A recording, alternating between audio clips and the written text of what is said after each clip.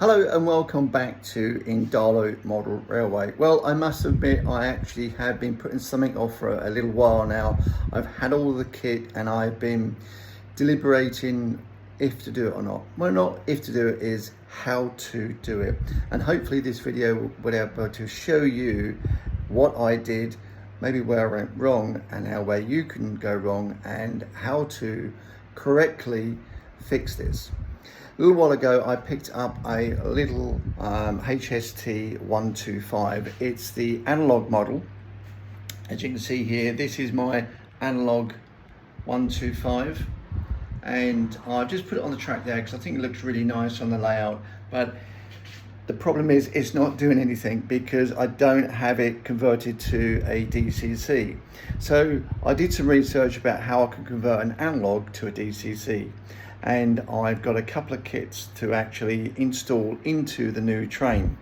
Now, one of them obviously really is to replace the old motor because these trains are probably about 20-25 years old and probably it's time to replace the engine, or the motor. So the motor that I've actually got is this one here. It's from Stratperth Junction. And it's a kit that you actually get. It comes complete with the motor and the housing and all the gearing and everything in the pack as well. And they also give you some really detailed instructions of how to actually do this. Along with that as well, I got the board to convert from, as you see there, the board to convert it to DCC, and again all the clear instructions along with that.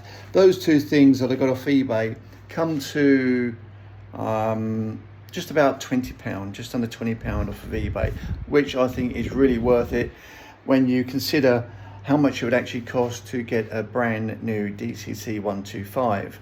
Now, on top of that, I also wanted to actually have the lights working, the directional lights. So I've actually found a company called Black Cat Technology. That's their card there. Great guys there, that they know their stuff. And I actually got this conversion kit that you see for the lights. So rather than just having a constant light on there, you can actually have two types of, you have a bright white light or a warm light, and they have the directional light, so when it reverses it goes red and forward it'll go white. And that's the little box there that it come in, just a little LCD panel that you wire up to your DCC board. Now I'm going to obviously attempt all this. I've actually taken apart the actual the train, as you can see here. Now obviously this is the old ring-filled motor here that I've now got to dismantle. This is the body of the 125 and the chassis here. So I'm going to get on now firstly with actually taking this apart and putting in this new motor.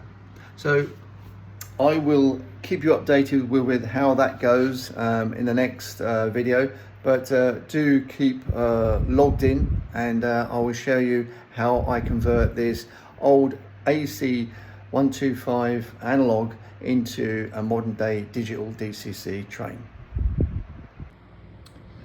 Well, there you have it. Everything completely disassembled from the motor housing, including all of the sprockets off, the magnet, the brushes here in the springs, make sure you take care of them, and the outer housing, and all of the gearing that's actually been disassembled from the original motor. Well, the next stage now is for me to put all this back in reverse order, obviously with the new kit that I have here, and let you have a look at that when it's done. So I want to get on and do that and show you what it's like when it's all finished. So looking at reassembling the actual motor, the new motor, into this housing, looking at it, it looks quite grim in there, and looks very, very dirty. So what I've decided to do while I've got it all apart is clean up all of the parts that I'm going to reuse. That's not including obviously the new parts, with some electrical cleaner. Now I tend to use this really when I'm cleaning a lot of stuff because it's safe and it's not going to damage anything. So I'll just put a little bit here on some cotton wool bud and tend to clean the actual area inside, just to make sure that any of that grime or grease or dirt that's been built up in there over the past 25 years that this model's been running, as you can see, it's going to give it a better start, and the contact will be better. So this isn't easy to do with one hand holding the camera, so I'm going to get on ahead and do that, clean everything up and start to reassemble this new motor into the housing. So now, taking everything out of the packet that you get in the kit, obviously you get the mounted, the housing that will actually go over the front, the motor itself, some shrink wrap, some new sprockets and some clips. But more importantly, to actually make sure there's no electrical contact, you get this little sticker that you need to peel off and put inside there, so obviously the contact is not made between this housing, which is metal, and the motor itself, so there's no shorting out. So I want to get on with that. Now I've cleaned everything out inside and it's all dried, and put this sticker inside.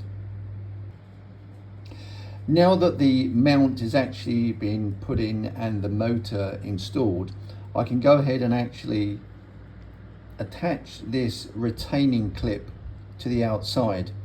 If you leave the motor slightly protruding, you can actually make sure when you push this in, it pushes this all the way through and the pin will come out the other side.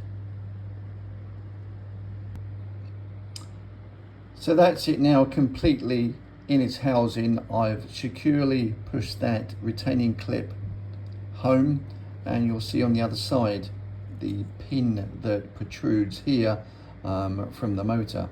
Now I can go ahead and actually install the original brass spindle, or I can use one of the new ones, which I'm going to use now, and put that onto the spindle there, the cog onto the spindle, and then we can go to the next stage. Now that the gear is securely on the back side of the motor and it's into as far as it can go and it's moving freely, I can now re-engineer the gearing onto the housing in the reverse order.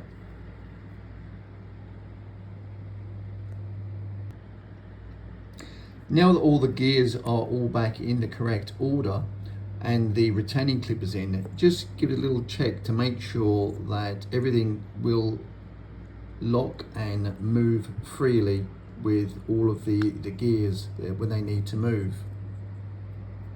This seems to all be in order and nothing seems to be coming off. So I'm now going to go ahead and go to the next stage. Everything is moving freely and all of the gears are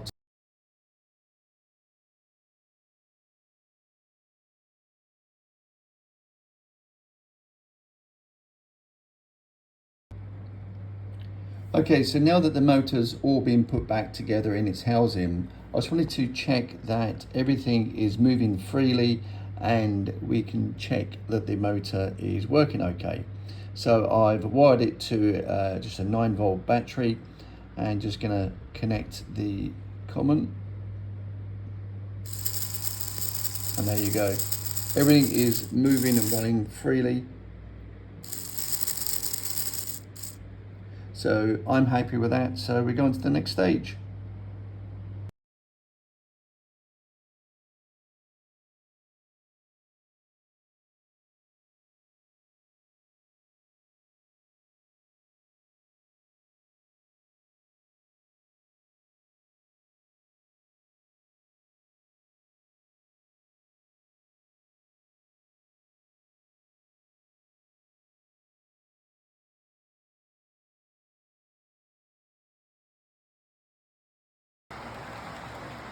Hello and welcome to Indalo Model Railway. Well, we have 3 trains running at the moment. We have the HST 125 with 4 coaches on the fast line running through there. And we have 2 DMUs, one 4-car running here, and over there coming to the Indalo station we have a 3-car DMU.